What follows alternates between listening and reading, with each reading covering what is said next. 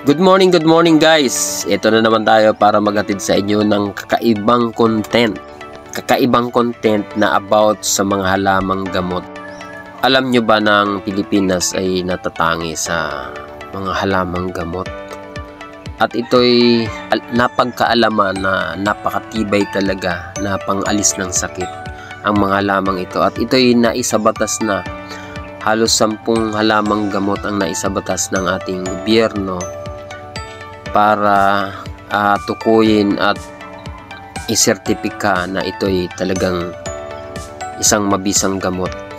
Sa ating mga ninuno, napakaraming mga gumagamit ito. Talaga ito yung mga naging tradisyonal na gamot noong panahon. Kaya naman yung panahon natin naka-adapt. Kaya hanggang ngayon nagagamit ito ng ating mga kababayan.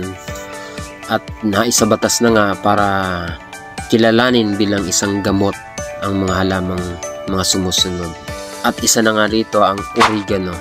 Oregano mayaman sa minerals at mayaman sa mga pangmedikong potensyal.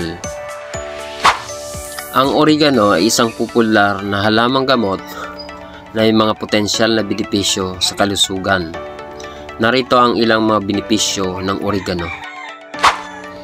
Number 1, antioxidant properties.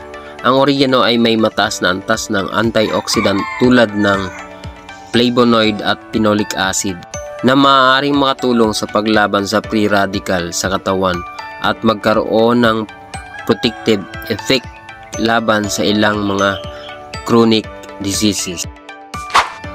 Pangalawa, antibacterial at antiviral. Ang langis ng oregano ay kilala sa kanyang natural na antibacterial at antiviral properties.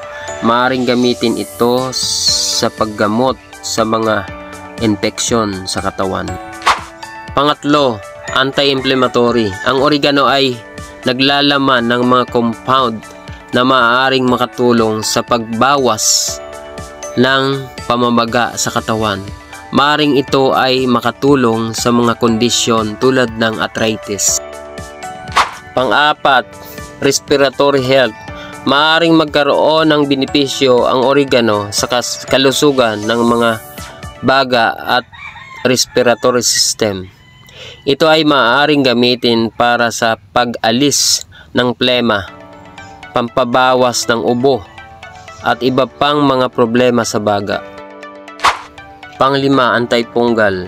Ang oregano ay may mga antifungal properties na maaaring makatulong sa paglaban sa fungal infections tulad ng candidiasis o fungal skin infections.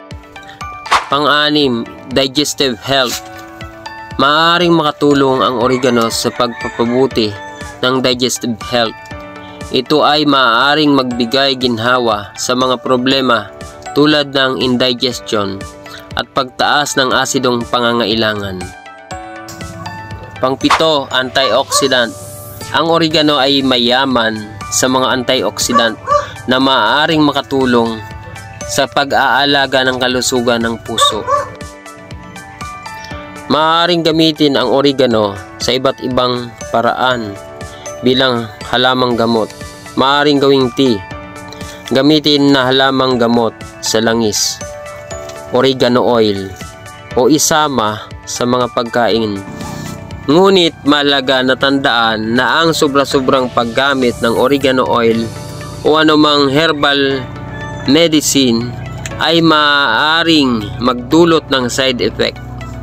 Kung ikaw ay nagdadalang tao, mayroong mga medical na kondisyon o mag-take ng mga prescription na gamot, mahalaga na kumonsulta sa isang doktor o professional sa kalusugan bago simulan. At yan po ang kabuuan ng ating episode ngayon about po sa herbal medicine dito sa Pilipinas na talaga namang nakakatulong sa ating kalusugan. Maraming salamat po sa mga nanood at sa mga manunood pa. Sana po suportahan niyo po ang aking channel Taong Gala TV at paki-subscribe na rin po at i-hit ang ating notification bell para lagi kayong updated sa ating mga bagong videos na ilalabas. Maraming salamat po sa inyo at mabuhay po kayo.